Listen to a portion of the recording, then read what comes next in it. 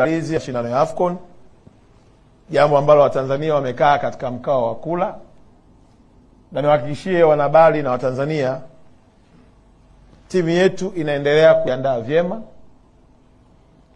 Daktari Samia ametupatia fedha za kutosha kwa ajili ya ujenzi wa miundombinu, na hata jana siku ya Jumapili nilikuwa nakagua maandalizi ya viwanja vya mazoezi, mkandarasi akiwa yuko site. Niwahakikishie tu, maneno yanayotapakaa huko mtaani na kejeli na mipango miovu ya kutaka kuhalalisha kuahirishwa kwa mashindano ya AFCON kamwe hayatapata nafasi kwa kudra za Mwenyezi Mungu.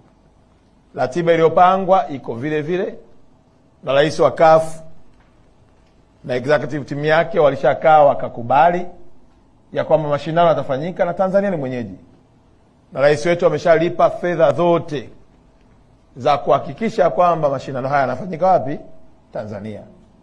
Kwa hiyo maneno yale yanayoendelea kwenye mitandao, mimi kwangu nayaona ni kama chachu tu ya kutukumbusha na kutuhamasisha ya kwamba AFCON inakuja. Kwa sababu naamini kila mtu akisema la kwake ni sehemu tu ya kuboresha na kuchangamsha ubongo, lakini ratiba iko pale pale, labda lije sisi tsunami kutokea wapi. Lakini tunamuomba Mwenyezi Mungu aliepushe taifa letu na mataifa ya Afrika na dunia kwa ujumla, tuendelee kuwa na amani na utulivu na mshikamano, ili tuweze kufanikisha ndoto ya vijana wengi hasa wenye vipaji.